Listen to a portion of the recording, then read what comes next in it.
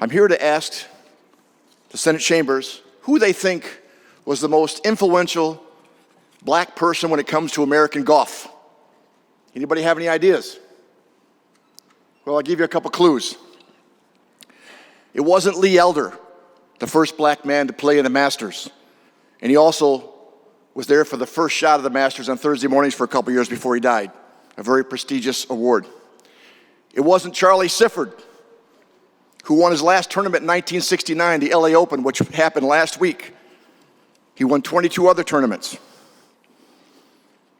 It wasn't Calvin Peete, Detroit's own, who fell out of a tree at 12 years old, broke his arm.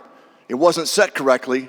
He couldn't straighten his right arm out, but he was the straightest driver of the golf ball 9 years in a row. He won 12 tournaments. It wasn't Jim Thorpe with his 18 wins, or Jim Dent, or Ann Gregory, who won 300 tournaments around the world, or Pete Brown, Ted Rhodes, who was a coach for the great Joe Louis. It wasn't Bill Spiller. It wasn't Bill Powell, the first black man to build a golf course in America in East Canton. The course is called Clearview, which is home for me on Thursday nights at 7 o'clock. And it wasn't his wife, his daughter Renee, who was in the Golf Hall of Fame.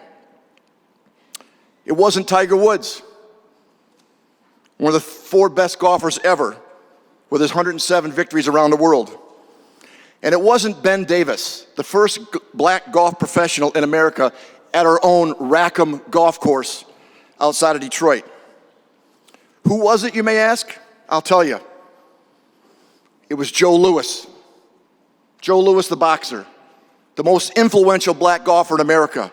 Joe Louis, who stood up to the PGA and their Caucasian-only policy that they had for 60-something years. When asked by the press, the New York Times, Joe Louis said, "I want people to know what the PGA is. We've got another Hitler to get by." When asked by the Los Angeles Sentinel, he said, "The last major sport in America where Negroes are barred is professional golf." And in the New York Times, he said, "It's about time we brought this into the open." Joe Louis used the rest of his life, besides his other great works, to push for black people to be professional golfers in America, to be on the PGA Tour, to win great money like all the other people were. It took 9 more years for the PGA Tour to change their Caucasian-only rule, but it happened. And when it happened, the first 2 sections that came out with their votes were Alabama and Louisiana, and they were 100% for changing the rule.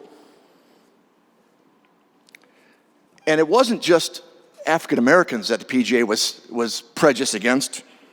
There was a great golfer in the 20s and 30s named Eugenio Saraceni. Short guy, a dago with a big nose. He wasn't welcome on the golf course. He changed his name to Gene Sarazen, and he won 9 majors. Thank you, Madam President.